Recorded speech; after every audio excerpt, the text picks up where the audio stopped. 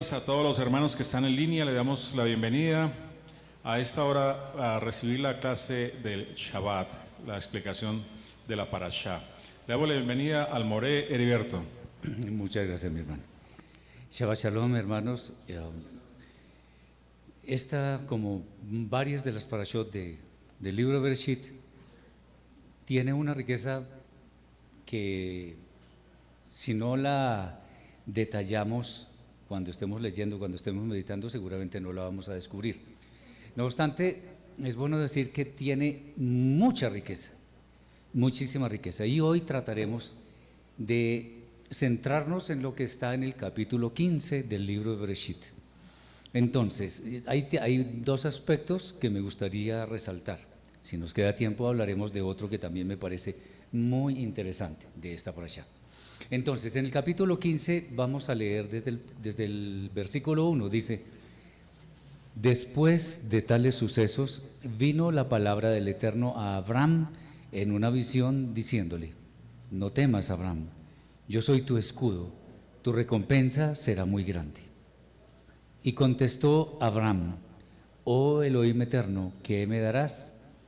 Yo ando sin hijo y mi heredero es Eliezer de Damesec. Y añadió Abraham: He aquí que no me diste simiente, por lo cual me heredará el criado de mi casa. Fue entonces la palabra del Eterno diciéndole: No será él tu heredero, sino el que salga de tus entrañas. Y haciéndolo salir fuera, le dijo: Mira el cielo y cuenta las estrellas, si las puedes contar. Pues así será su simiente. Y creyó en el Eterno, que vio con agrado esa fe. Y le dijo: Yo soy el Eterno que te trajo desde Ur Kasdim para darte esta tierra que heredarás. Muy bien. El texto central de lo que quiero tratar, de lo que acabo de leer, es el que está en el versículo 6, donde dice: y creyó en el Eterno, que vio con agrado esa fe. Muchos traducen: y creyó en el Eterno y le fue contado por justicia. Le fue contado por justicia. Vamos a ver qué dice en hebreo para que tratemos de entender lo que está escrito. Entonces dice así: Ve'emin va'Adonai vayachshevea lo tzedakah. Ve'emin. Esta palabra Ve'emin está con una conjunción ve, que es lo que nosotros en el español tenemos como la i, entonces i tal vez, en fin, Ve'emin. Y está el shoresh Aleph Mem Nun, de donde se escribe amén, donde se escribe emuná. Y ahí lo que está diciendo Ve'emin, y lo traducen, la inmensa mayoría de las Biblias lo traducen como y creyó en el Eterno. Entonces, ¿cómo sale esto? Bien. Recordemos que cuando nosotros habíamos estudiado algo de las raíces hebreas, o como lo estamos estudiando, hemos visto que hay una raíz de la cual dependen muchas palabras. La raíz, el shoresh, es Aleph Mem Nun, con la que ya, como les he dicho, se escribe amén, emuná, emunato, en fin. ¿Qué es eso? ¿Qué significa amén? Es como una respuesta al fundamento que sabemos que es cierto, o que sentimos que es cierto, que deseamos que sea cierto. Cuando decimos amén, normalmente se traduce como así sea, que eso sea cierto, que se cumpla. O sea, emin o veemin amén, perdón, está dándonos a entender que el fundamento es ciertamente fuerte, que es verdadero. Pero aquí dice veemin, es una inflexión verbal, donde dice, las traducciones dice y creyó. Entonces ese creer nos está diciendo que no es solamente algo intelectual. Me explico. Yo, por ejemplo, puedo creer que existió Napoleón, creo que existió Carlomagno, creo que existió Hitler, creo que existió Adán, David, Gengis Khan, bueno, muchos personajes de la historia, yo creo que existieron. Ahora, eso significa que yo tenga una cosa llamada emuná. ¿Qué es la emuná? Lo hemos visto. Emuná viene se deriva de esa raíz Aleph, Mem, Nun, emuná. ¿Qué es la emuná? Por acá en la carta a los Hebreos, en el capítulo 11, versículo 1, me imagino que muchos de ustedes lo saben recitar de memoria, dice lo siguiente. Voy a leerlo para que no crean que me estoy inventando algo. Es pues la fe, la certeza de lo que se espera, la convicción de lo que no se ve. Entonces de pronto uno podría entender, uy, yo cierro los ojos y creo firmemente y ya viene mi respuesta. Eso no es fe. Una cosa es la creencia y otra cosa es la fe. Esta definición que hay allí de fe es solo una parte.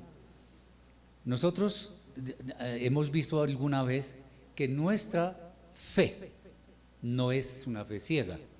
Recordemos que para el Eterno todo está al tiempo en su presencia. No hay pasado, no hay presente, no hay futuro. Esto significa que Él ya de antemano sabe con absoluta certeza qué es lo que va a suceder en términos del tiempo que el Eterno creó para nosotros los seres humanos. ¿Qué quiero decir con esto? Que cuando el Eterno dice algo, por ejemplo, en Bereshit 3:15, y pondré enemistad entre ti y la mujer, entre tu simiente y la simiente suya, esta te herirá en la cabeza y tú le herirás en el talón o en el calcañar, como traducen algunos. Cuando el Eterno dice eso, no es porque está lanzando una profecía y Él verá cómo la cumple después, no. Cuando Él dijo eso es porque ya vio el cumplimiento de eso, ya lo vio, es ciertísimo. Por tanto, cuando nosotros creemos en la palabra del Eterno, estamos creyendo en algo que es absolutamente cierto, fidedigno y confiable. Por tanto, cuando decimos que tenemos fe verdadera en el Eterno, esa no es una fe ciega, porque se basa en lo que Él ya vio que fue cumplido. ¿Van conmigo? Bien, esa es la verdadera fe. Eso es lo que llamamos emuná. Entonces, cuando aquí en la Torá se dice de Abraham, todavía no es Abraham, dice Abraham. Otra vez voy a leer, dice Ve'emin vadonai vayachshevea lo tzedakah. Ve'emin, creyó al Eterno. ¿Qué significa ese creyó al Eterno? Como decimos popularmente, creyó con todos los juguetes. Creyó verdaderamente. La emuná, como hemos visto varias veces, la emuná no es solamente creer la creencia. Por eso no es muy interesante. Cuando muchos citan ese versículo, cree en Yeshua HaMashiach y serás salvo tú y tu casa. Ah, no, entonces yo creo en él y listo. No. Emuná, vamos a leer algo que está escrito aquí en la carta a los Efesios, capítulo 2, versículo 10, dice así. A mí me gusta mucho este texto porque nos habla muy claramente de qué es la fe. Voy a leer desde el 8. Porque por gracia se os aseguró vuestra parte en el mundo por venir, a través de la fe obediente, y esto no de vosotros, sino de una habilidad gratuita dada por Elohim, no basado en obras legalistas, para que nadie se gloríe. Atención, porque somos hechura suya, creados en el Mashiach Yeshua para buenas obras, las cuales Elohim preparó de antemano para que anduviésemos en ellas. Las obras son las obras de la Torah. Yo muchas veces le he dicho a la gente, búsqueme algo que sea bueno que no esté en la Torah. Todo lo bueno proviene de allí. Y las obras son la confirmación de la fe que nosotros decimos que sentimos hacia el Eterno o hacia Yeshua o hacia lo que sea. fe verdadera. Esa fe verdadera es la fe que actúa, o sea, fe obediente. Cuando decimos fe que actúa o fe obediente, estamos hablando de una palabra potentísima que se llama fidelidad. Y esa fidelidad sí es la que podemos tomar como traducción de la palabra emuná. O sea que emuná no es solamente yo creo. Casi como autosugestión, eso no es fe. Cuando yo digo que creo en el Eterno, sencilla y llanamente le obedezco. Eso es fe. Yo no obedezco para ser salvo, obedezco porque ya soy salvo. Sí, hermano. Yo creo que todos nos hacemos esta pregunta. Entonces tenemos la fe que el Eterno a todos se la entrega. Pues yo pienso que no se la entrega a todo el mundo en la misma cantidad, o no sé si es que se desarrolla, o no la desarrollamos en la misma cantidad. Mucha gente cree en el Eterno, ¿sí? Miremos, yo voy a tomar como ejemplo, pues con todo respeto, el pueblo cristiano. Bueno, este pueblo que estamos saliendo, que son los mesiánicos, etcétera, pero mucha gente cree, o sea, tengo fe. Usted va y habla con ellos, tengo fe, pero no hay nada, no se ve nada. Yo siempre digo, pero padre, ¿por qué no se ve nada?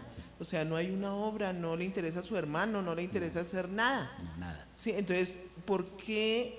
O sea, la pregunta ¿cuál es? ¿Por qué no pueden desarrollar la verdadera fe? La verdadera fe que, como dice, o sea, tiene que mostrar obras.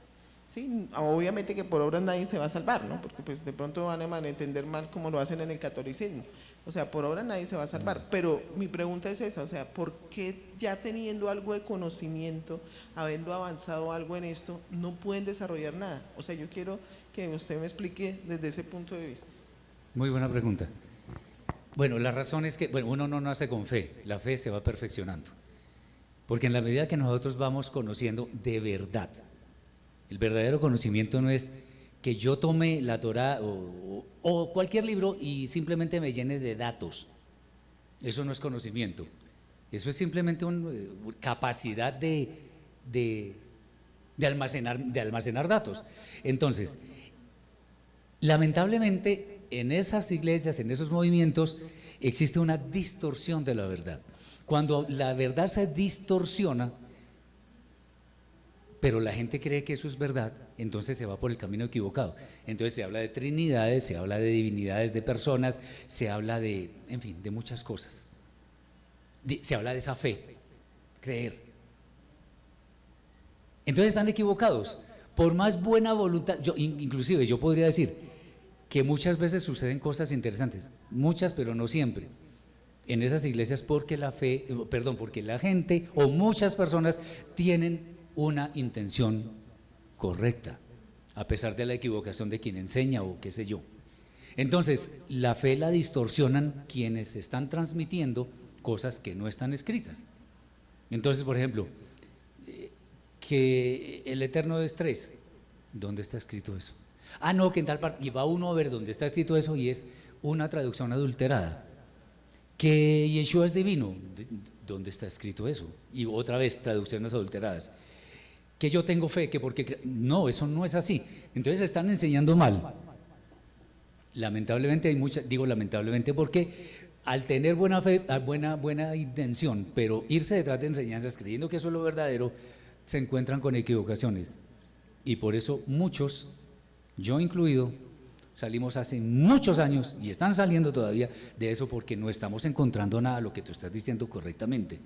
La fe se está distorsionando en razón a que existen enseñanzas que son espurias, que son mentira en últimas y que no es lo que el Eterno quiere. Por eso la importancia de estudiar las raíces hebreas de la fe, por eso tener algún fundamento de la lengua hebrea, por eso tener la humildad de dejarse enseñar por quienes están en el camino de las raíces hebreas. No es la única respuesta, pero pienso que obedece en gran manera a eso. Se está enseñando mal, y si se enseña mal, pues yo voy a hacer las cosas mal. Y por eso no hay Kavaná, por eso no hay conocimiento, por eso no hay fe, por eso no hay esas cosas. ¿Sí? En general, sí.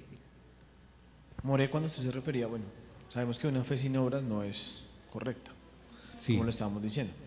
Pero una obra es, por ejemplo, el hecho de que yo antes era prepotente ante los demás y ahora conozco el Eterno y ya no soy prepotente ante los demás, ¿sí?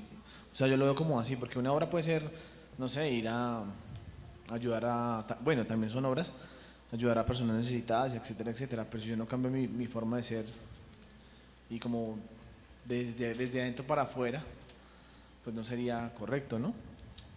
Ya le entiendo lo que quiere decir. Las obras son lo que yo hago en beneficio a los demás. Eso es más bien cambiar el carácter. Y le voy a leer precisamente un versículo que está escrito en 2 Corintios capítulo 7, versículo 1, que dice: así que, amados, puesto que tenemos tales promesas, limpiémonos de toda contaminación de carne y de espíritu, perfeccionando la santidad en el temor de Elohim. O sea, eso es una labor que yo tengo que hacer, pero yo. Obviamente que al cambiar mi manera de ser, que antes era prepotente, antes era soberbio, lo que usted quiera, ahora ya veo con misericordia al prójimo, y eso hace que en el futuro eso se transforme en obras o se vea reflejado en obras. Pero eso es más bien cambiar mi carácter en beneficio de, pues primero mío, obvio, porque yo quiero mi salvación, y en segundo lugar de los demás. Sí, mi hermana. Solamente traer esta palabra donde dice que mis ovejas oyen mi voz y me siguen. Y el Padre que me las ha dado no permite que me las arrebaten. O sea, el Eterno pone la semilla y Él da el crecimiento. Yo he pasado por muchísimos maestros desde que inicié esto y me han enseñado unas cosas súper erradas. O sea, súper erradas, porque he estado en catolicismo, he estado en la nueva era, pues gracias al Padre que puede estar en todo eso, ¿no? He estado en los Caballeros de Fátima, después vine a parar a la iglesia cristiana, después ahorita ya por esta línea voy. Bendito el Padre. Hasta hoy yo pienso, yo estoy segura de mi salvación por fe, pero yo pienso que realmente la Rúa me ha dicho por ahí no es, esto sí es, esto no es, porque yo creo que ningún hombre enseña correctamente todo. O sea, yo lo puedo decir hoy en día, ¿sí? Hay muchísimas cosas, muchísimas falencias en las enseñanzas de nosotros como hombres, porque nosotros somos muy imperfectos, nosotros no nos parecemos en nada al Padre realmente. Entonces, era como para sustentar eso de que realmente para mí, o sea, mi concepto es que esa fe se desarrolla siempre y cuando usted desarrolle intimidad con el Eterno y siempre y cuando usted desarrolle intimidad con la Rúa. Porque uno puede escuchar muchísimas cosas erradas. Usted en internet ve cosas que usted diría, wow, terrible, ¿cierto? Pero el Eterno no permite, cuando realmente lo tiene en su mano, y Yeshua ha estado ahí, porque Él dice que oímos su voz, no permite que nos perdamos. No es que diga que es que estoy muy segura de que no estoy perdida, pero lo que sí quiero decir es eso, o sea, Él va llevándolo a uno, o sea, lo va transformando de gloria en gloria y le permite ver con más claridad cuando se enseña o no se enseña correctamente. Porque algo que yo he aprendido en estos últimos 2 meses es que la dependencia total es del Eterno, no es de ningún hombre.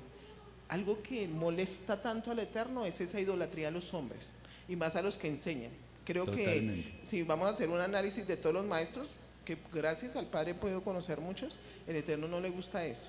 Él le gusta es que usted dependa de Él, que usted coja de este maestro algo bueno y de este otro, que usted sepa que es lo bueno, pero usted debe tener es una dependencia y una intimidad es con el Eterno. Esa fe crece por eso, porque es que cuando el Eterno y la Rúa misma enseñan, ellos te van a enseñar, es algo que está muy pegado y que usted lo enseñó, que me fascina eso, que la fe y la justicia son hermanas, van cogidas de la mano. O sea, ¿cuándo se aumenta la fe? En la medida que usted aumenta su justicia, que nuestras justicias son miserias, porque nosotros realmente delante del Padre nuestras justicias son, como dice, como trapos de inmundicia. Pero es eso, o sea, era lo que quería decir ahí, o sea, el Eterno no permite que uno, o sea, no permite que arrebaten las almas que Él ya tiene destinadas para mí, o sea, ese es mi concepto, ¿no? Era que quería decir eso. Sí, claro, de todas maneras tenemos libertad para actuar, y por eso no tenemos garantizado nada sino cuando el Padre nos llame a cuenta. Muy bien. Ok, hasta ahora hemos visto esto de creer, de tener fe. La fe verdadera es fidelidad, que son obras. Sí, que alguien más iba a... sí. Perdón, que aquí en Santiago 2:22 dice, ¿no es que la fe actuó juntamente con sus obras y la fe que se perfeccionó por las obras?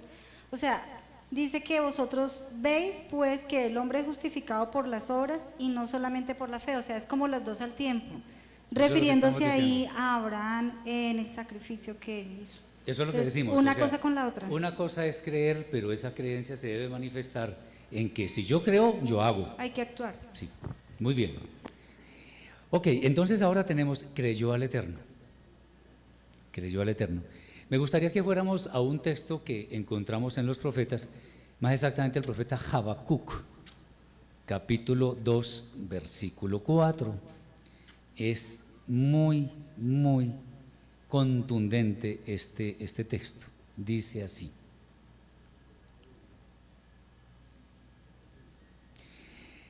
Es el capítulo 2, versículo 4, dice, perdón, el 2, 4, sí. He aquí que su alma está ensoberbecido y no es recta en él, pero el justo vivirá por su fe.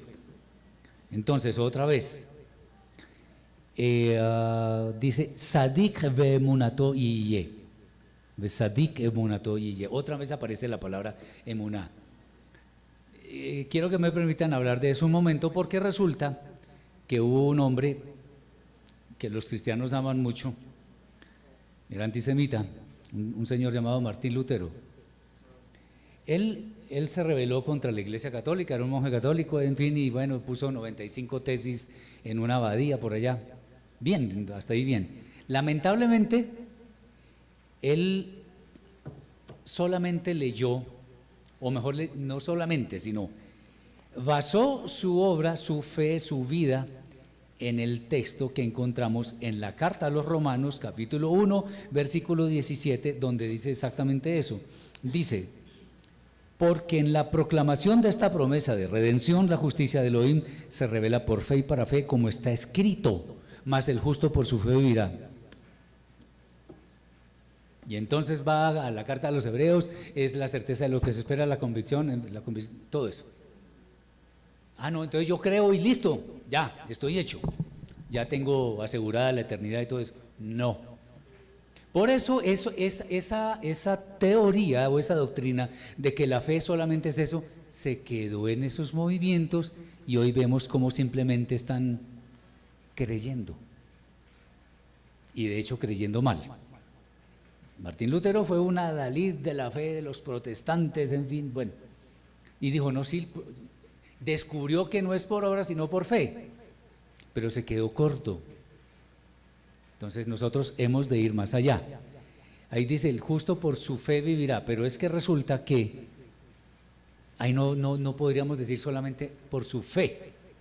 Déjenme decirles que en la carta a los Gálatas, capítulo 5, me voy a permitir leer un poco, dice capítulo 5, en los famosos frutos del Espíritu, dice lo siguiente, mas las obras que resultan cuando obedecemos al Espíritu del Mashiach son evidentes: amor, gozo, shalom, longanimidad, benignidad, bondad, fidelidad. Ahí no dice fe. La Reina Valera y otras versiones dicen fe. Resulta que la Reina Valera versión 1977 cambió la palabrita fe por fidelidad.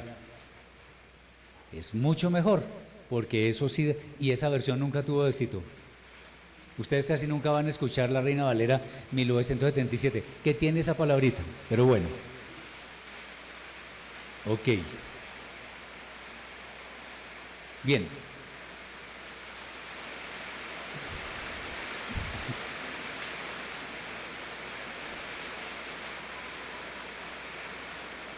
Entonces, nosotros podríamos hacer una definición de fe, que es lo que ya hemos dicho. La creencia certera más las obras.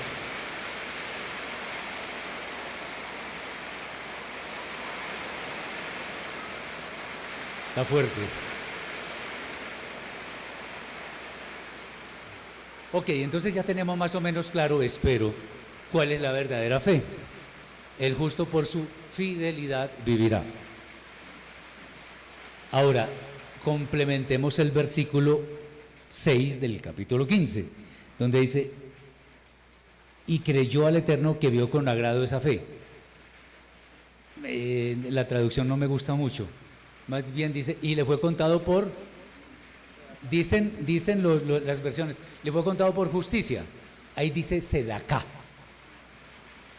Alguna vez hemos visto el vocablo Sedek. Sedek es justicia, que es una letra Sade más una Dalet más una Kof. Ese vocablo Sedek es justicia, lo pueden buscar en cualquier diccionario hebreo español.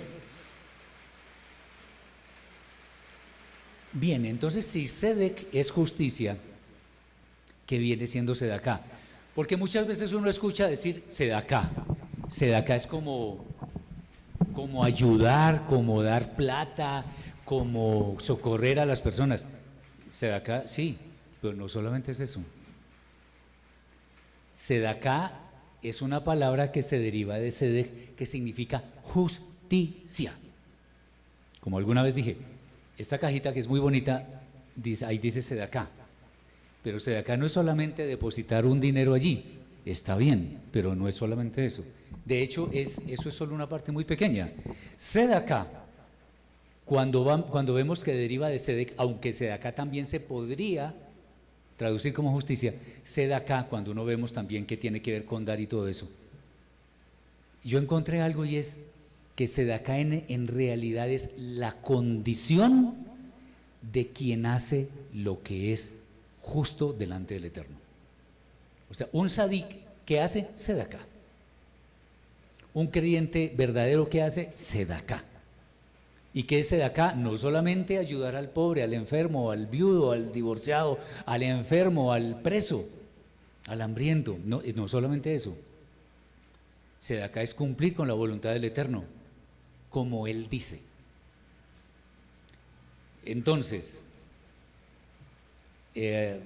no me voy a poner a detallar algunos mandamientos cuya definición, no la definición, sino cuya interpretación se ha distorsionado. Entonces unos dicen que según esto, este sabio es esto, según este otro sabio. No, la Torah dice algo que es definitivo.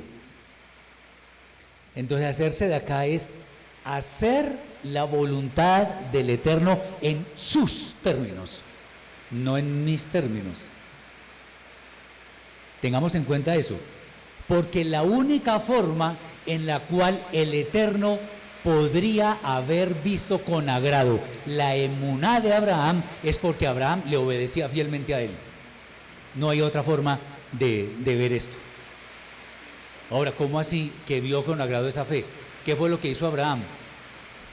Ustedes se podrán dar cuenta que que ha habido muchos escritos que nos describen a Abraham como el famoso padre de la fe, y evidentemente lo es.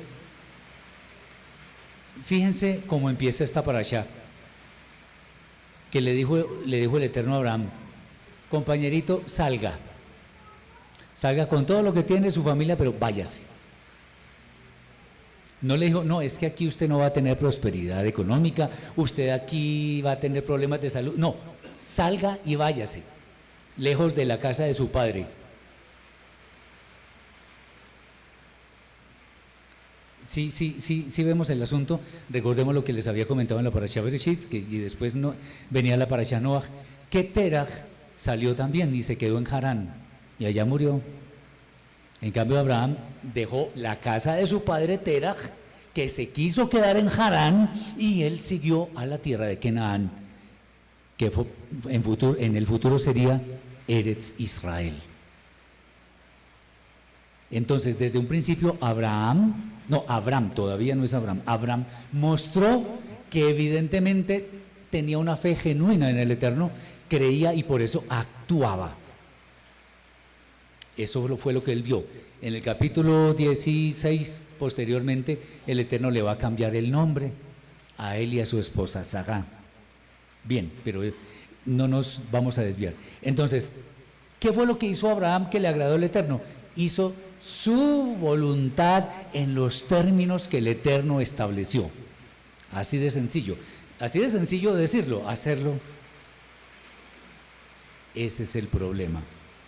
Hacerlo no es trivial, porque tenemos una cosa que se llama Yetzer Hará, que nos está impulsando a desviarnos del camino, pero el Eterno ha hecho la provisión, y es que de todas maneras el Yetzer Atov, nuestra buena inclinación, debe prevalecer. ¿Van conmigo hasta acá? ¿Se está escuchando a pesar de la lluvia? Bien. Este es un tema de vital importancia porque entendemos después por qué Jacob, al que llaman Santiago, dice que una fe sin obras es muerta. No es que las obras sean para salvación, sino que si yo no demuestro mi fe por mis obras, estoy diciendo mentiras.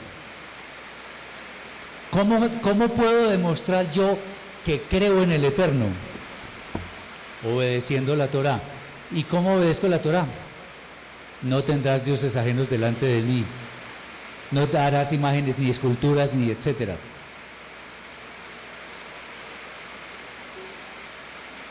No tomarás el nombre del Eterno en vano.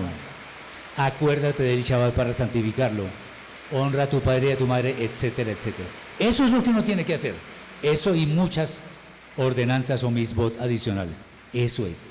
Si yo estoy haciendo eso, voy por buen camino. Voy por buen camino. Pero falta que Yetzer Hará sea completamente pisoteado. ¿Alguna pregunta hasta acá? ¿Alguna duda?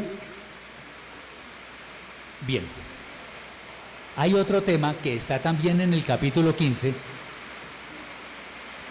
y quiero leer un poco qué fue lo que pasó después de que el Eterno vio con agrado la fe de Abraham. Ok. Dice así el versículo 8. Le contestó Abraham: oh Elohim eterno, ¿cómo sabré que he de asumir la posesión? Entonces le dijo el Eterno. Aquí hay una traducción que hay dos vertientes donde dice: tráeme una novilla triple. Otros dicen una novilla de 3 años. No importa. Abraham seguro obedeció. Trajo él o los animales. Una cabra triple o sea, 3 cabras o una de 3 años. Un carnero triple o un carnero de 3 años. Una tórtola y un palomino. Para algunos pueden ser 3 cuadrúpedos y 2 aves. Para otros serían 9 cuadrúpedos y 2 aves. No importa.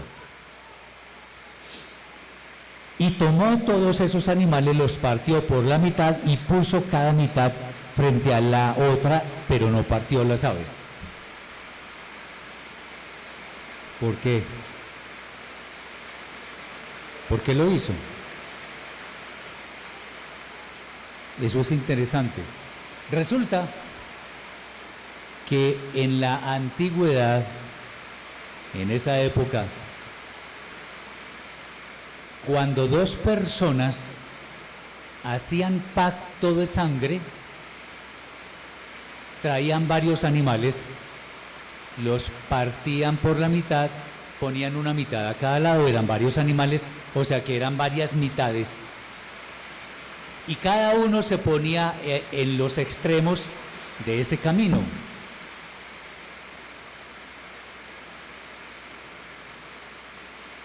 Y caminaban de los extremos para encontrarse en el centro. Cuando se encontraban, ambos proclamaban algo así como esto: cualquiera de los dos que viole este pacto, que sufra la misma suerte de los animales que están partidos, o sea, que muera. Era algo muy, muy importante, era una ceremonia con todo el rigor, y los dos que estaban involucrados en el pacto tenían que cumplirlo en todas sus partes para no morir.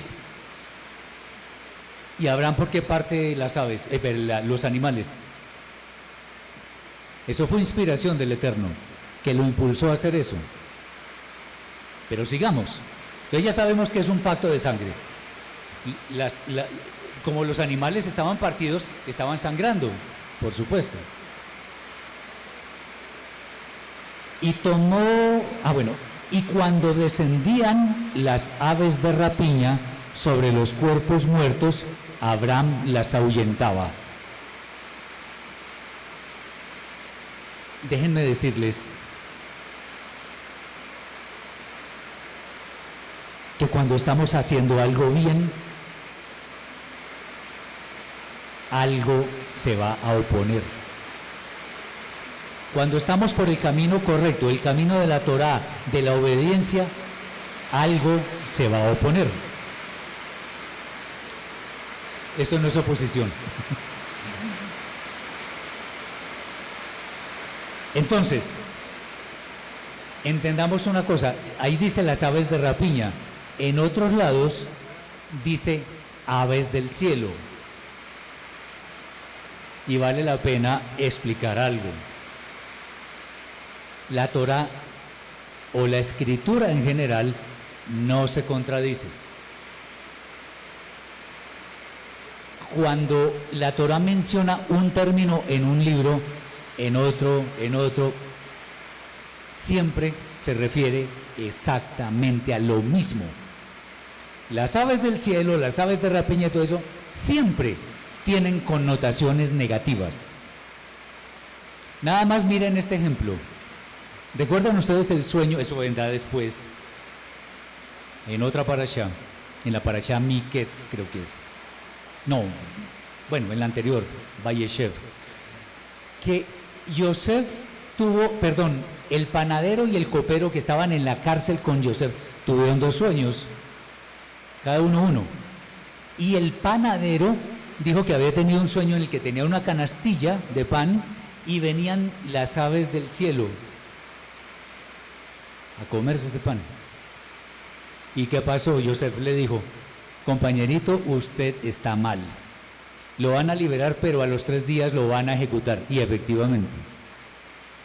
Y Yeshua, cuando hace la parábola del sembrador, dice que el sembrador echa la semilla, pero una cae en el camino y vienen las aves del cielo y se la... Mala cosa. Y así sucesivamente. Caso análogo sucede con la levadura. Cuando el Eterno habla de levadura, por ejemplo, para la fiesta de Pesaj, el Hametz, ¿qué hay que hacer con la levadura, con el Hametz? Desecharlo, sacarlo de la casa completamente. Y Yeshua fue Hametz, por eso lo ejecutaron fuera de la ciudad. Entonces, en algún caso, por ejemplo, en la famosa parábola de la levadura,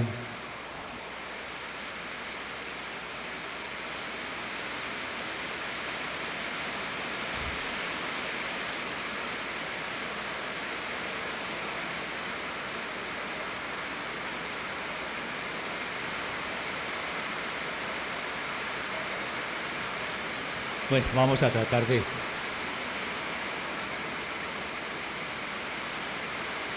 En la parábola de la levadura,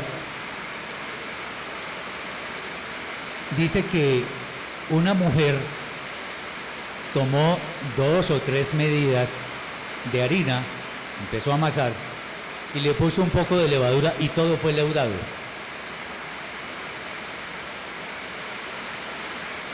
Algunos miles dicen: eso es el poder del Evangelio. Yo me puse a pensar y dije, bueno, vamos a ver por qué. Y efectivamente, sí es el poder del Evangelio corrupto. Lo que le gusta a la gente, cosas que me endulzan los oídos, lo voy a escuchar atentamente. Eso es levadura. Bien. Volviendo a esto, el pacto de sangre. Las aves venían. ¿Por qué venían? Iba a suceder algo sublime. Dice así: y cuando descendían las aves de rapiña sobre los cuerpos muertos, Abraham las ahuyentaba. Cuando el mal toca a nuestra puerta, nosotros tenemos que ahuyentarlo. Tenemos que ser diligentes. Pueden venir tentaciones, ofrecimientos ilícitos, pero nosotros tenemos que decir no. Él las ahuyentaba porque sabía que eso no era lo que el Eterno quería. El Eterno le dijo de los animales, Abraham tenía que ser diligente con lo que tenía que ver con los animales. Bien. Atención. Y cuando el sol estaba por ponerse, Abraham quedó profundamente dormido, cayendo sobre él terrores oscuros.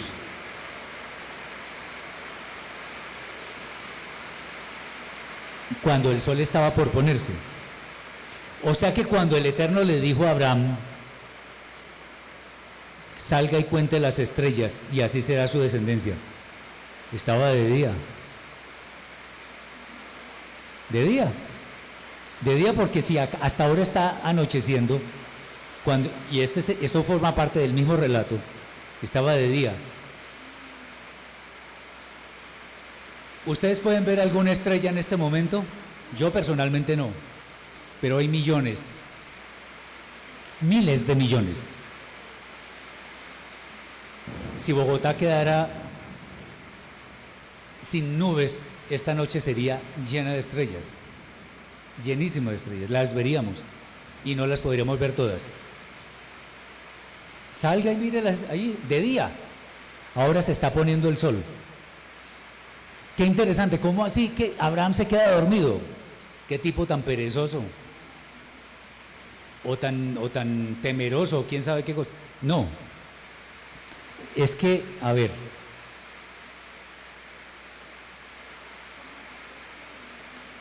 el Eterno fue quien propició ese sueño. ¿Por qué? Tengamos en cuenta algo. Nosotros, como seres humanos, no podemos hacer pactos con el Eterno. No podemos hacer pactos con el Eterno. El que diga, no, yo hice pacto con él, no sea mentiroso, porque pactos con el Eterno no se pueden hacer. Es Él el que los hace. Yo no puedo hacer pacto con alguno de ustedes de pronto, con Él no. Es Él el que toma la iniciativa de hacer los pactos. Ustedes nunca verán en la Escritura, nunca, que alguien haga pacto con el Eterno. Y si dice así es mala traducción, porque en realidad es el Eterno el que propicia el pacto. ¿Sabido esto? Ah, bueno, ¿y saben por qué? Obviamente porque nosotros no lo vamos a cumplir. ¿Por qué quedó dormido Abraham?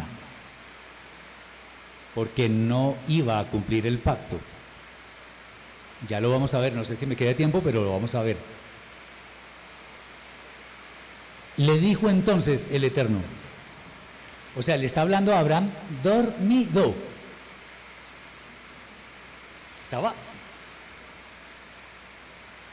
Quedó profundamente dormido. Y fuera de eso estaba aterrorizado. Abraham, has de saber que tu simiente será extranjera en una tierra que no es suya y la servirá. Y martirizarán a tu simiente durante 400 años. Y también he de juzgar al pueblo al que han de servir, pero finalmente saldrán con grandes bienes. ¿Se dan cuenta? El Eterno ya vio la salida de Misraim. La vio ahí. Ya la vio. Él ya vio cómo salían, el faraón cómo iba a echarlos después de la muerte de los primogénitos. Él ya vio eso, el Eterno. ¿Cómo salió el pueblo de Israel de Egipto? Con grandes bienes. Ahí está. No hay nada que el Eterno no sepa. Otra vez insisto, el Eterno sabía que los que estamos acá íbamos a hablar de esto hoy a esta hora. Ya sabía, desde antes de que empezara el mundo, Él ya lo sabía. Bien. Y tú vendrás a tus padres en paz, serás sepultado en buena vejez, va a morir bien. Mas a la cuarta generación volverán acá, porque la iniquidad de los amorreos aún no tiene fin. Atención, que esta es la parte que más me gusta. Ocurrió entonces, no es, ve qué casualidad, no, ocurrió entonces, lo podríamos cambiar, en lugar de decir ocurrió entonces, podríamos decir, iba a suceder una manifestación inquebrantable de la voluntad del Eterno y el sol se puso y hubo gran oscuridad, apareciendo un horno humeante y una antorcha de fuego que pasó entre los trozos de los animales. Ese día estableció el Eterno un pacto con Abraham diciendo: a tu simiente di esta tierra, desde el río de Misraim hasta el gran río Prat, donde los quineos, Kenisí, Cadmoní, los Gitín, los Prisí, los Refaim, los Emorí, los Kenaní, los Girgashi y los Yebusí. ¿Cómo así que el Eterno hizo pactos y nadie pasó por ahí? Solo una antorcha. Lo cierto es que está escrito y por eso es así. Eso es, no es figurativo, es ciertamente correcto, verdadero lo que está escrito. El Eterno no hizo que Abraham pasara por el medio de los trozos, porque sabía que no iba a cumplir el pacto. ¿Y saben por qué no lo iba a cumplir? Vamos a ver qué pasó después. Vamos a ver si alcanzo a hablar de eso.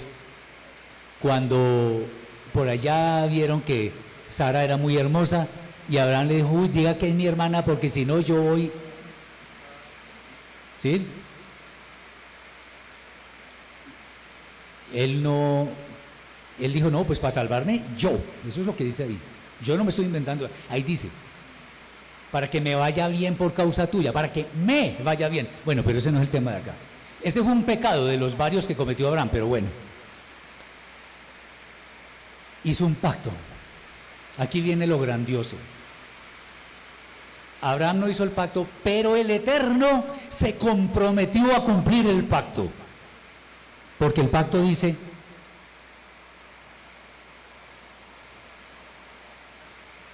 ese día estableció el Eterno un pacto con Abraham diciendo: a tu simiente di esta tierra desde el río Prat desde el río de Egipto hasta el río Prat, como sucedió realmente. Pero si no pasaron ellos dos, el Eterno es espíritu y no puede morir. Entonces, ¿cómo es el asunto? Pasó una antorcha, una luz, por la mitad de los trozos. ¿Y qué? Pasó una antorcha y ya listo el pollo, ya, el pacto que... No. Si alguien incumple el pacto, tiene que morir. La antorcha, como forma figurativa, fue la que se comprometió, o sea, el Eterno mediante la antorcha, se comprometió a cumplir el pacto. ¿Cómo? Resulta, quiero leer antes de seguir con esto, algo que es muy pertinente.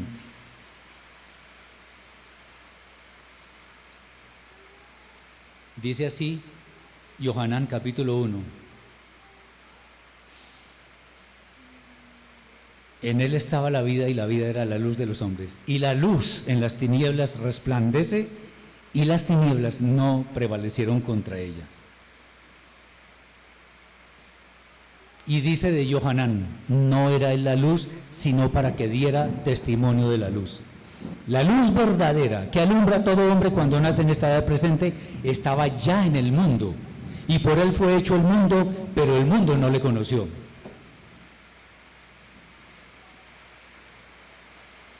El Eterno no puede morir, pero mandó a algo o a alguien para que en caso de que hubiera violación del pacto muriera ese representante, que era esa antorcha. Pero una antorcha es un objeto inanimado. La antorcha apunta indiscutiblemente al Mashiach de Israel. Él murió por todos. Lo que nosotros hicimos mal, Él hizo tikkun. Y fijémonos acá en Isaías capítulo 53. Miren lo que dice.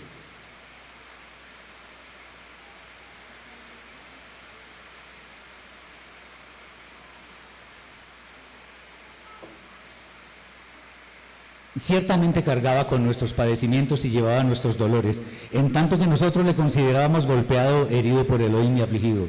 Pero estaba herido por nuestras transgresiones, aplastado por nuestras iniquidades, y por sus llagas fuimos sanados.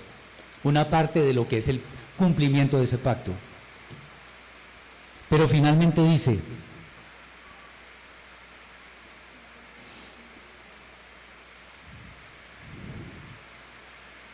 ¿quién entre ellos pensó que aquel fue cortado de la tierra de los vivientes por la transgresión de mi pueblo a quien se debió el golpe?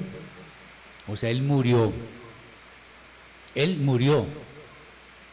Murió en cumplimiento de ese pacto sagrado del Eterno. Porque el Eterno no puede morir, pero envió a su representante a que lo hiciera. Por eso Abraham no tuvo que morir ese día, no tuvo que estar presente en la caminata en el centro de esos animales, porque él hubiera muerto fulminantemente sin poder ver cumplidas las promesas que el Eterno le hizo en el capítulo 12, versículos 1 y 2 y 3, creo. Entonces la antorcha representa al Mashiach, representa a aquel que murió por nuestras iniquidades, el que murió en lugar de nosotros, porque nosotros teníamos que morir, porque la paga del pecado es la muerte. Él lo hizo en lugar de nosotros. ¿Preguntas, dudas, inquietudes? Ok. ¿Está bien todo? Bien. Adelante.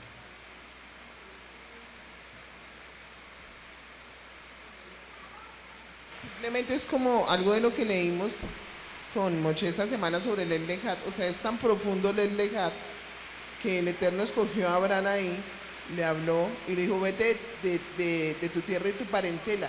Él también le está diciendo: vete de ti mismo. O sea, vete de ti mismo, de lo que tú eres, para que crezcas, para que puedas entender que puedes tener una relación conmigo. Y pues obviamente lo importante es como ese fundamento tan impresionante, porque él dijo: a través de ti es que voy a montar mi nueva nación, o sea, mi pueblo, que es Israel, que por eso nosotros hoy estamos aquí escuchando esto. Se han pasado tantas generaciones y aquí estamos, pues gracias a la promesa del Eterno que le hizo en esa época a Abraham y al Mashiach de Israel, o hacia Yeshua. Eso era lo que quería decir. O sea, es muy profundo el Lejat, ¿no? O sea, el Lejat tiene muchísimas cosas más profundas aún, ¿no? Y lo que falta. Bien, quería hablar un poco de lo que pasó con Saraí en Misraim.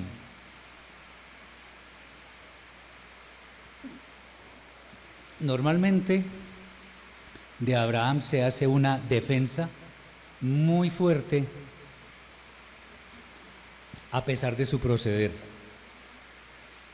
Se dice que él fue probado para ver si su fe disminuiría, ya que fue llevado a Canaán, pero después, por causa de la hambruna, tuvo que emigrar a otra parte. Y que oró con su esposa para que fueran guardados de ese pueblo extraño. Bueno, la Torah no dice nada de eso, ni lo da a entender siquiera. Obviamente no vamos a desestimar ese tipo de interpretaciones, pero hay que ir más allá en lo que está escrito en la Torah. La Torah muestra a los seres humanos como personas con virtudes y defectos. De David se dice, por ejemplo, que era un hombre conforme al corazón del Eterno, pero asesinó, adulteró, mintió. Eso no podemos taparlo. Abraham cometió sus pecados, o sea, cuando el Eterno le dijo: no será Eliezer quien heredará, sino un hijo salido de sus entrañas. Y como él o Saraí en ese momento era estéril, entonces ni cortos ni perezosos, especialmente Saraí le dijo, pues, como la costumbre en ese tiempo era, si la dueña de casa era estéril, podía tener hijos con las siervas, que el esposo tuviera hijos con las siervas. Y Abraham, ni corto ni perezoso, fue y tuvo hijo con Agar. Y el Eterno le dice, no, ese no va a ser tampoco. Lo leímos hoy. No va a ser ese. El que yo digo se va a llamar Ixhac y va a ser hijo suyo y de Sara. Ese sí. Y Abraham hasta se rió y dijo, uy, pero yo casi 100 años y ¿cómo así? Y ella 90. Pues sí, el Eterno puede. ¿Se acuerdan de Yeshua cuando dijo que el Eterno es capaz de sacar hijos de Abraham aún de las piedras? Claro que puede hacerlo. Bien. Entonces, en medio de las buenas intenciones que Abraham pudiera tener, y aquí vamos a hablar un poquito fuerte con los hombres, cometió un error y fue que dijo una verdad a medias. Di que eres mi hermana para que sea favorecido por ti, por tu causa, y mi alma vivirá por ti. Ah, no, sabroso. Pone a la esposa como carne de cañón para él salvarse. Yo nunca voy a justificar a Abraham por eso, jamás. No estoy diciendo que él era un canalla, que era un malvado. No, era un hombre con debilidades, con dudas, y no podemos llevarlo al patíbulo porque cometió una falta de... Moshe, cuando el Eterno le dice, háblele a la piedra, de ahí va a brotar agua y el pueblo se va a... No, tomen su agua que les estamos dando.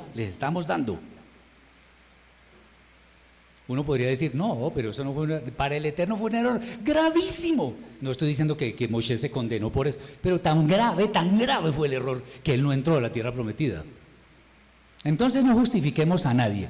Si cometió el error, cometió el error. Ahora, nosotros no debemos estar en contra del pecador, sino del pecado. Si hay una persona que está fallando, ¿quién soy yo para ir a juzgarla como si yo fuera perfecto? Hay que abrazarlo, decirle, vamos a ayudarte, vamos a mejorar, vamos a hacer esto y vamos a crecer juntos y echemos para arriba. Pero nunca pisotearlo. Bien. De hecho, cualquiera de nosotros, hombres, que hubiéramos estado en esa situación, viendo a semejante pueblo tan terrible, diría, uy, no, pues, no hay problema, pues hágale, yo me escondo, ¿qué hago? Bien, hay un ejemplo bellísimo en la Escritura. Fíjense ustedes lo que es una fe auténtica. Lo vamos a tomar del libro de Daniel. Lo voy a leer para que sea un poco más rápido. Ananías, Misael y Azarías, los tres amigos de Daniel, prefirieron ofrendar sus vidas antes que hacer algo. Bueno, es el comentario, pero eso está en Daniel 3, 4 al 30. Dice, habló Nebuchadnezzar y les dijo, es verdad, Sadrach, Mesach y Abednego, que vosotros no honráis a mi Dios ni adoráis la estatua de oro que he levantado. Ahora pues, ¿estáis dispuestos para que al oír el son de la bocina, la flauta, la cítara, el arpa, el salterio, la zampoña y todo el instrumento de música, os postréis y adoréis la estatua que he hecho? Porque si no la adoráis, en la misma hora seréis echados en medio de un horno de fuego ardiente. ¿Y qué será el Dios? ¿Y qué Dios será el que os libre de mis manos? Sadrach, Mesach y Abednego respondieron al rey Nebuchadnezzar, diciendo, no es necesario que te respondamos sobre este asunto. Nuestro Elohim, a quien servimos, puede librarnos del horno y del fuego ardiente, y de tus manos, rey, nos librará. Atención. Y si no, has de saber, oh rey, que no serviremos a tus dioses, ni tampoco adoraremos la estatua que has levantado. Bien, después el relato que fueron atados, se echaron al horno, y vieron todos a estos tres hombres y a alguien más, una figura celestial. Y el fuego no tuvo poder sobre ellos. Entonces, en los casos de estos siervos del Altísimo, ellos no cedieron en su fidelidad. O sea, Yeshua hizo lo mismo. Señor, por favor, líbrame de esto. Voy a parafrasear. Y si no, igual yo no voy a apostatar de mi fe. Y si no, tú serás siendo el Eterno, mi Elohim. O sea, ¿qué haremos nosotros si estamos siendo amenazados por algo que no es tan excesivamente grave? A veces optamos por ir en pos de soluciones que son pasajeras. Si tenemos una deuda, en lugar de acudir al Eterno, nos metemos en otra deuda peor. Y después estamos de aquí, y ahí sí vamos, dizque a clamar al Eterno. ¡Ay, Señor! Esperemos la voz del Eterno. Él nos dice, Él nos habla. O sea, estamos siendo amenazados y no vamos a hacer lo que los demás pueblos digan. Pero si el Eterno no acude en nuestra ayuda, podemos decir, por algo será. De pronto bien merecido lo tenemos, o quizás la ayuda viene más adelante. No sé, porque yo no tengo la mente del Eterno. La mente de Él es infinita, la mía es finita y no es confiable. Ellos decidieron no adorar a otro Elohim que al Eterno. Fueron bendecidos abundantemente y ellos dijeron, pues, Él nos puede salvar, pero si no nos salva, usted, rey, con nosotros se montó, como decimos acá, en un peladero, porque no vamos a adorar sus dioses. Valientes, osados. Bien. Esto lo que quiero decir con el ejemplo que ponemos de estos hombres es que, ¿qué fue lo que pasó con Abraham? Él mismo sabía, su esposa era bellísima, bellísima. Y lo que dijo fue, a usted más de uno le va a echar el ojo y yo ahí ¿qué hago? Porque esa gente es miedosa, es terrible. Al menos diga que es mi hermana, pues para salvarme yo, para salvarme yo. Para salvarme yo. A ver, pues yo no sé si estamos dispuestos a dar la vida por nuestras esposas, ¿no? No vayan a levantar la mano los que sí la darían por ellas. Pero aquí hay una gran lección, y es que nuestras esposas, que son, entendámoslo así, yo soy muy malo para, como decimos aquí en Colombia, para echar cepillo. Yo no sirvo para eso. Si yo digo lo que digo es porque lo siento. Las mujeres son mucho más perceptivas espiritualmente que nosotros. A nosotros nos dicen ame a su esposa, a la mujer no le dicen ame a su esposo jamás, porque la mujer es todo amor. Sí le dicen otra cosita, respete a su esposo, porque a veces se les va la mano, pero eso es otro asunto, no vamos a hablar de eso. Entonces la mujer, ella pues le creyó a su esposo y dijo, pues sí, listo, si me toca hacer carne de cañón aquí, pues. Y efectivamente, lo que pasa fue que el Eterno metió la mano y mandó una plaga bestial, pues mejor dicho, terrible. Y el rey se dio cuenta, uy, hermano, ¿usted qué hizo? ¿Por qué no me dijo que era su esposa? Pues porque no me dijo, pero porque le vino la plaga. Porque si no le hubiera venido esa plaga, seguro que la toma por mujer, absolutamente seguro. Uy, ¿por qué no me dijo? O sea, como quien dice, uy, yo sé que usted está protegido, quién sabe por quién, pero yo no quiero estar en las manos. Sí, mi hermano. Gracias, hermanito. En la Torah que tenemos ahí, hay un midrash que dice que en ese momento, cuando fue Sara allá donde el faraón, Sarai, del faraón, ella le oró al Eterno para que le mandara una plaga al egipcio, y esa noche no, al faraón, y no hiciera nada, y el Eterno lo escuchó. Y en esa noche fue cuando vino lo que dice el hermano, vino la plaga sobre ese faraón y se asustó cuando le vino eso. Midrash que está ahí en la Torah. Sí, es un midrash, por lo tanto no es cierto. Lo que hay es algo inmerso detrás, que es la enseñanza. Sino que yo me voy es que lo que dice el hermano, de pronto Abraham no vio esa perspectiva, Sarai sí la vio y le oró al Eterno para evitar de pronto esa confrontación o ese encuentro con el faraón. No, porque la Torah no lo dice. No podemos asegurar eso. Es como, por ejemplo, déjeme decirle, y hay algo interesante, a veces los midrashim dicen cosas interesantes. Más tarde, cuando venga la parashá en la cual Vaishlach, cuando Jacob está devolviéndose a su tierra, pero se va a encontrar con Esav. Y alguien, un hombre, cuando quedó Jacob solo, empezó a luchar con él un hombre. La Torá no dice a cuento de qué. Sin embargo, en el Midrash dice que un pastor o un hombre le dijo: yo le ayudo. Y tenía tanto poder que él pasó de una vez todos los ganados de Jacob al otro lado. Perdón, que él pasó sus ganados al otro lado, pero pasó mucho ganado de Jacob, pero le resultaba más ganado y más ganado a Jacob. Y a Jacob le tocó luchar con ese ganado, pasarlo toda la noche hasta que se descoyuntó. Eso tiene sentido. La Torá no lo dice, sino que el ángel le descoyuntó. Podría ser, pero nunca podemos hacer aseveraciones de algo que la Torá no dice. Los midrashim nos sirven muchísimo.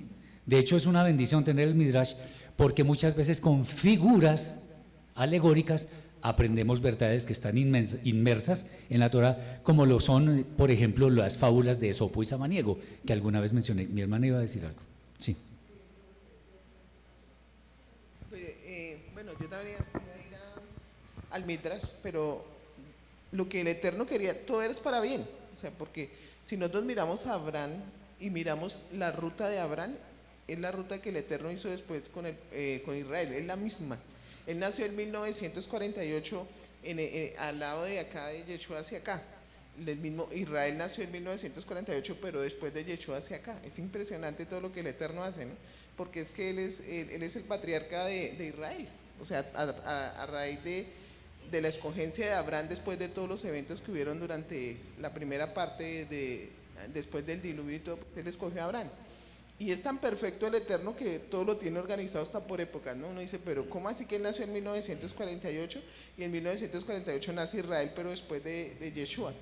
Y la otra cosa es que si miramos la ruta y miramos esto que pasó en Egipto, ahí en ese evento es donde le entregan a él la tierra de Gosén, que es esa tierra, la tierra donde después de que el pueblo llega a Egipto, o sea, Jacob llega con los 72 personas, es la misma tierra que ya estaba escriturada y donde los colocó el Eterno, para que nos demos cuenta que el Eterno jamás le quita a nadie nada si no es comprado. O sea, todas las tierras donde él colocó su pueblo, porque él lo hace así, ya las había comprado. O sea, todo está tan perfectamente organizado que uno mira cuál es el evento después de todo esto, ahí cuando Sarai, ahí fue donde el faraón le entregó la tierra que posteriormente iba a utilizar. Entonces, pues ahí hay muchísimas cosas más que si uno mira históricamente y las uno dice, todo era perfecto, él iba andando, él iba profetizando, iba tomando la tierra para que el Eterno después pusiera a andar a Israel por la misma tierra y cumpliera todas sus cosas, que todo lo tiene perfectamente organizado, por épocas y por tiempos. Muy bien.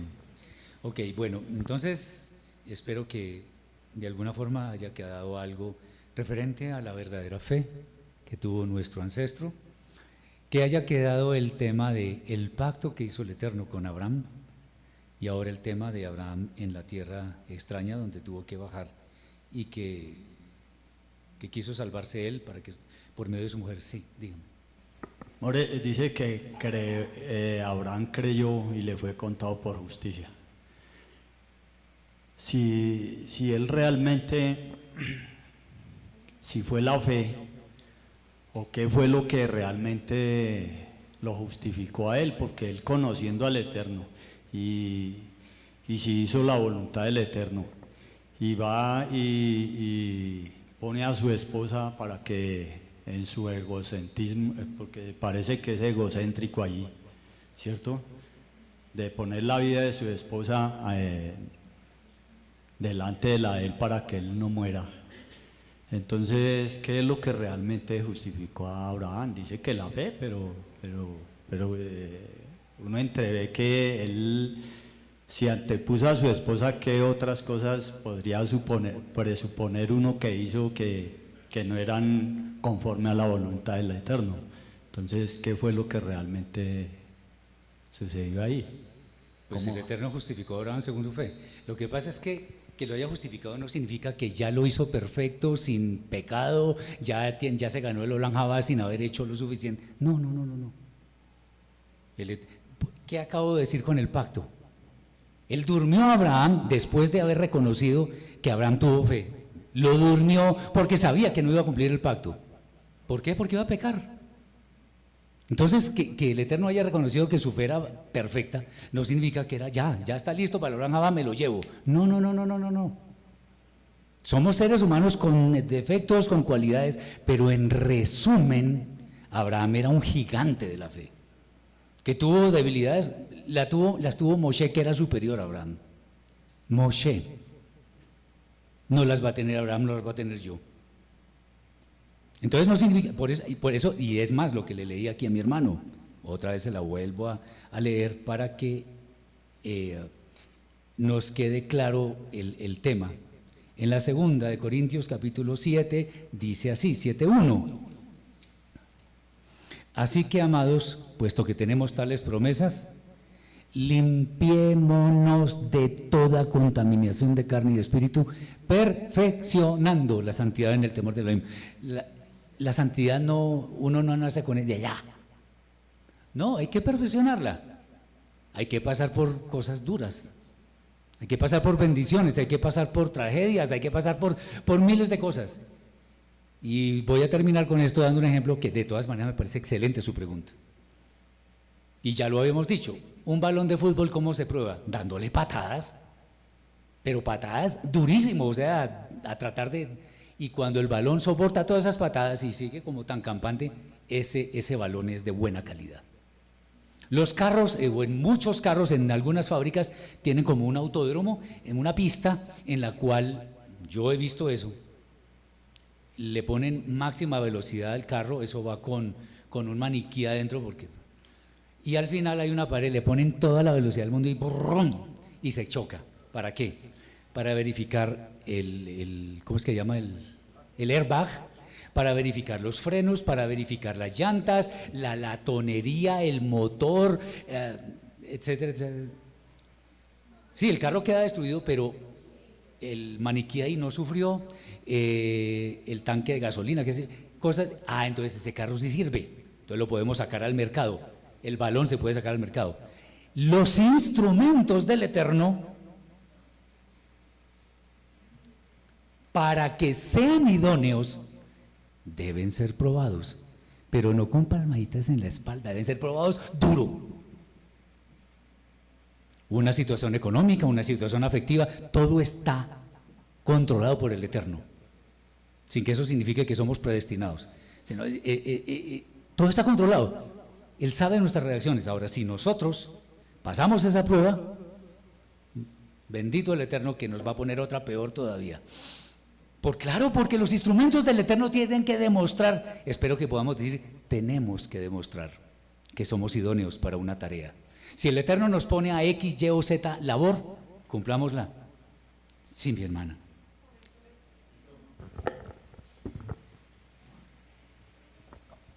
Pues yo pienso que por eso el Creador mandaba que su pueblo bajase a Egipto, porque necesitaban ser probados. Y pues sí me pareció algo cruel con lo que Abraham hizo con Sara, porque pues lo menos que una mujer piensa es que el hombre sea su escudo, no que ella sea el escudo de él. Correcto, muy bien, muy bien. Uy, qué bueno eso que dijiste del pueblo. Va el pueblo, sale de Egipto con hartos bienes, con ganado para comer lo que quisieran. Llega a puertas del Yamsuf. ¡Ay! Allá vienen los egipcios, aquí está el mar, yo prefería las cebollas de Egipto, no sé qué bobadas. ¿Sí me entienden? El Eterno estaba probando al pueblo y entonces el Eterno se enojó y le dijo a Moshe: ¿qué es esa bulla? ¿Qué es esa gritería? ¿Qué es que no creen en mí? Estoy parafraseando. Coja la vara, abra el mar y pasen. ¿Qué es la cosa? ¿Me entienden lo que quiero decir? Eso también es otra muestra de que la solución no está en llorar sobre la leche derramada, está adelante. Muchas bendiciones para todos. Bueno, sí, adelante, la última pregunta. Sí, adelante. No, pues eso ya lo vimos, ¿no? Que hay dos connotaciones ahí. Una por parte de Sara, que ella, aunque el Señor ya les había hablado que le iba a dar descendencia, entonces ella no esperó y le pasó la esclava, ¿sí? Y él, pues claro, él recibió. Y otra por parte de Abraham, que también llegó y la puso a ella de pantalla, digámoslo así, para él obtener beneficio. Entonces hay dos connotaciones diferentes. Pero fíjate además… Pero aún acá, o sea, como prueba, o sea, tanto a ella como a él. Pero fíjate, inclusive, es que las preguntas todas son buenísimas. El asunto es que si el Eterno había prometido descendencia, reyes, cantidad de gente, y ahora se totean del susto por un tipo que Sarai era hermosa y que no sé qué, y las promesas del Eterno, ¿dónde quedaron? Falta de fe. Otra, así rápido, que si referente a las aves, no sé, está donde Yeshua dice, porque donde estuviera el cuerpo muerto, allí se juntarán las águilas. No sé si tendrá alguna connotación también ahí, referencia a las aves, ¿no? Como se dice que cuando nombra aves… Carroña, sí, claro. Eso en Mateo 24. Así es. Muchas gracias. Gracias. Sí, hermana. No, simplemente decir, como su merced está hablando de las pruebas para las personas y que son tan fuertes, que después de una prueba viene una más fuerte, porque pues así es con las cosas del Eterno. Él sabe a quién prueba. Exacto. Él sabe a quién Exacto. prueba. Y siempre las personas las almas, digamos, que él va a llevar para el Olanaba, siempre van a ser probadas. Pues para que uno no diga, ay, pero ¿por qué siempre me prueban, no? Y la otra cosa es que él lo que busca es fortalecer el amor por el Eterno. O sea, ese mandamiento, el primer mandamiento, que es que usted lo ame con todas sus fuerzas, con toda su mente y su corazón, que es entenderlo y creerle. Que eso es lo que lo llevan a eso. A esto es a que llevan el alma, a que usted dependa absolutamente del Eterno en todo. Entonces, entre más pruebas haya, quiere decir que usted no puede separarse de ese amor de él. Porque es que hay personas que le hacen una prueba, entonces uno dice, ay, pues yo doy el ejemplo de la prueba que nos tocó con Moche hace poco, que cuando le dispararon a nuestro hijo, pues para nosotros fue tremendo. O sea, nosotros duramos, hasta ahora estamos como más tranquilos. Pero pues uno se voltea y uno le dice, bueno, ¿por qué hiciste esto? Yo me acuerdo ese día orando, yo le decía, pero no te entiendo, o sea, ¿qué hice que no te gustó? Pero eso es que él quiere es que su amor sea más fortalecido. Es una cosa muy impresionante de poderlo entender. Y de pronto eso es lo que a él le gusta, que nosotros cada día, a pesar de todas estas cosas, podamos decirle en la mañana cuánto te amo, Padre, porque realmente tú eres quien me sostiene en todo, ¿no? Entonces, eso era como ya el cierre de lo que quería decir de lo que es la fe. Es ese amor tan grande que usted puede desarrollar por el Eterno cuando lo conoce. Si usted no lo conoce, ¿cómo usted le va a creer? Y si usted no le crea su palabra que está escrita en la Torah, entonces ¿usted qué va a hacer? Si él dijo eso, si él escribió todo eso ahí cuando escribió el Shema y dijo, mire, si ustedes hacen esto y esto, yo les voy a dar esto, pero si ustedes hacen lo contrario, les va a pasar esto, pues entonces vámonos por el derechito, que es ahí. Pero es fortalecer ese amor por él. Es que por eso dice que en eso consiste el reino, conocerlo a él detalladamente. O sea, lo digo porque pues me parece que es el fundamento de todo, ¿no? Ok, haciendo eco a esto, dice acá en 1 Corintios, capítulo 10, versículo 13, tengámoslo en cuenta, en serio, nada es ocioso. Miren, no os ha sobrevenido ninguna prueba que no sea humana, pero fiel es Elohim, que no os dejará ser probados más de lo que podéis resistir, sino que dará también juntamente con la prueba la salida para que podáis soportar. Mil gracias por su atención, Shabbat Shalom, que continúen teniendo mucha bendición en este día. Mis hermanos, les agradezco mucho la sintonía, no dejemos pasar en esta ocasión